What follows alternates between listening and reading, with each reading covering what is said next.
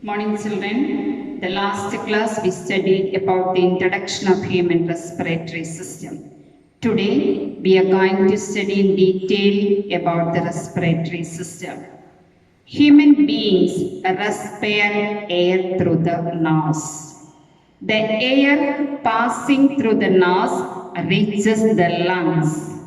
When the air enters the lungs, the passage divides into smaller and smaller tubes which finally terminate into balloon-like structures called alveoli. See the passage here entering the lungs divide into smaller and smaller structures, and at the end you can see some balloon-like structures.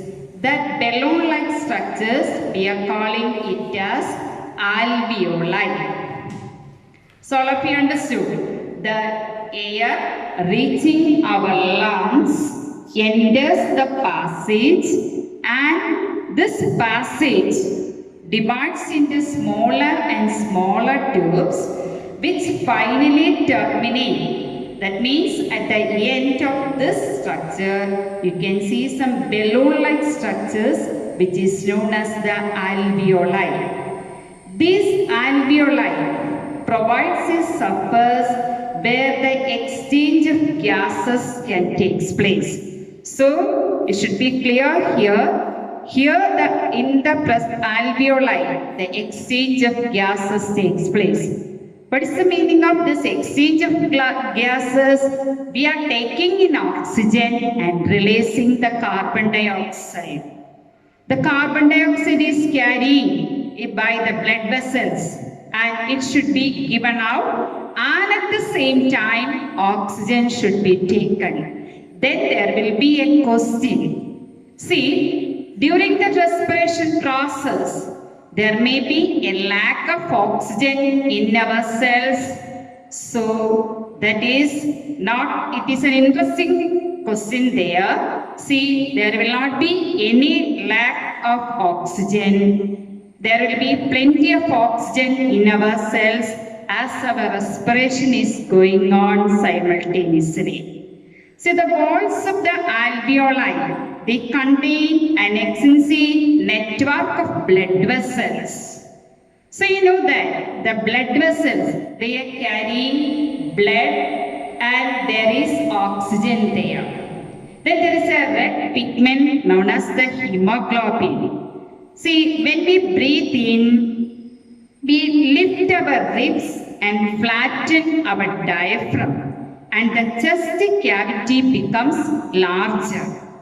See, in our human beings, the chest cavity, you know, it is in the thoracic cavity.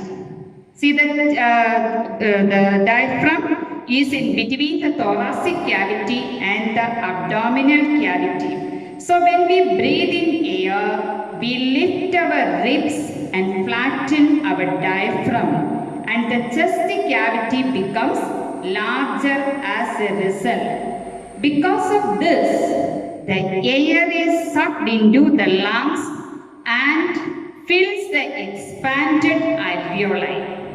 So the chest cavity is now increased so that the air can be filled in the alveoli. Then the blood brings carbon dioxide from the rest of the body and releases into the alveoli. So in the first part I told you that the exchange of gases takes place in the alveoli. See, when oxygen is absorbed, the carbon dioxide is released there. Everything takes place in alveoli. See, the oxygen in the alveoli, air is taken up by the blood vessels, and the alveolar blood vessels to be transported to all the cells of the body. During this breathing cycle, when air is taken in and let out, the lungs always contain a residual volume of air, so that there is sufficient time for oxygen to be absorbed and for the carbon dioxide to be released. Not that point, during the breathing cycle, the first part I told you that there will be a question, is there any lack of oxygen in our body? That is not happening there. During the breathing cycle, when the air is taken in and let out, the lungs always contain a residual volume of air so that there is sufficient time for oxygen to be absorbed and the carbon dioxide to be released. Then there is a question there, how carbon dioxide accumulated in the tissue is removed from our body. The blood vessels carry the carbon dioxide from all the parts of the cell and it is released into the alveoli. So alveoli is the part where the exchange of gases takes place. Then the next point is, when the body size of the animal is large, the diffusion pressure alone cannot take care of oxygen delivery to all the parts of the body. So in the bigger animals, sometimes this process may not be able to deliver oxygen to all the parts of the body. So that in their cases, instead of the respiratory pigments, that means the hemoglobin, take up oxygen from the air into the lungs and carry into tissues which are deficient in oxygen before releasing it. So hemoglobin, the red pigment present in the blood vessels, carry oxygen to different parts of the body. So the respiratory pigment, hemoglobin, which is a very high efficient, there is a high amount of oxygen, helps in higher animals for the breathing. These pigments are present in the red blood corpuscles. Then carbon dioxide is more soluble in water than oxygen and hence it is mostly transported in the dissolved form in our blood.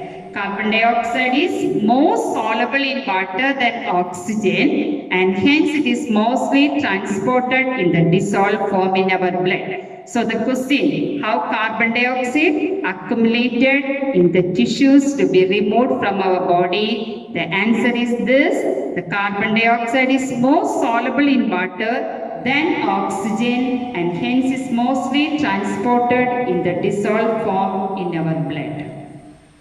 Thank you.